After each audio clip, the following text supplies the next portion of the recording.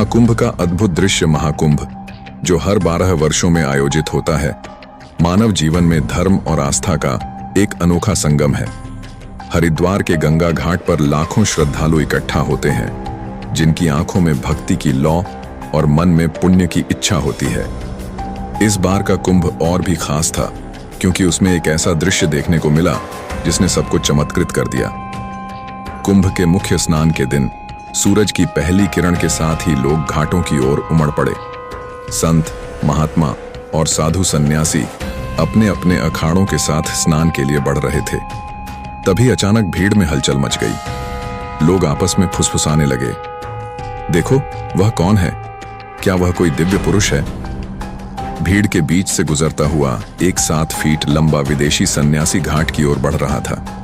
उसकी तेजस्विता ऐसी थी मानो स्वयं परशुराम का अवतार उतर आया हो। उसका सिर घने सुनहरे बालों से ढका था, जो सूर्य की किरणों से चमक रहे थे। उसकी आंखें गहरी नीली थीं और उनमें सत्य की गहराई झलकती थी।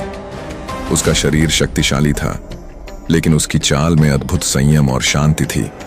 उसके वस्त्र सामान्य साधुओं की तरह भगवा रंग के थे, लेकिन उसकी उपस्थिति में एक अलग ही आभा थी। उसके पास एक त्रिशूल था, जिसे वह सहजता से धारण किए हुए था। लोगों ने उसे देखते ही पहचान लिया कि यह साधारण व्यक्ति नहीं हो सकता। कुछ लोग कहने लगे, यह तो सत्ययुग का कोई आर्ष लगता है। क्या यह स्वयं भगवान परशुराम है? उस सन्यासी ने घाट पर पहुंचकर पहले हाथ जोड़कर गंगा मां को प्रणाम किया। उसकी आंखों से आंसू छलक पड़े। उसने गंगा जल को अपने सिर पर डाला और कुछ मंत्रों का उच्चारण किया। उसकी आवाज इतनी गूंजदार और शक्तिशाली थी कि घाट पर खड़े लोग मंत्रमुग्ध हो गए। उसका हर शब्द ऐसा प्रतीत हो रहा था जैसे वह सृष्टि के आरंभ से चला आ रहा हो। उसके साथ आए कुछ लोगों ने बताया कि वह विदेशी सन्यासी मूल रूप से रूस का रहने वाला था। उसका असली नाम अलेक्जेंडर था, लेकिन भारत आने के बाद उसने अपनी पहचान छोड़ दी और महादेवदास नाम धारण किया। वह वर्षों से हिमालय में तपस्या कर रहा था और कुंभ मेले के लिए विशेष रूप से आया था। जब उसने गंगा में डुबकी लगाई तो ऐसा लगा मानो समय रुक गया हो। सूर्य की किरणें पानी पर गिरकर एक अद्भुत चमक पैदा कर रही थीं।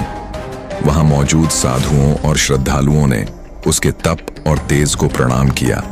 कई लोगों ने उसके पास जाकर आशीर्वाद लिया। उस दिन घाट पर एक अद्भुत घटना घटी। सन्यासी के स्नान के दौरान एक वृद्ध महिला ने अपने बीमार बेटे को लेकर उसके पास आशीर्वाद के लिए प्रार्थना की। महादेवदास ने उसे ध्यानपूर्वक सुना और अपने त्रिशूल से गंगा जल लेकर उस बालक पर छिड़क दिया।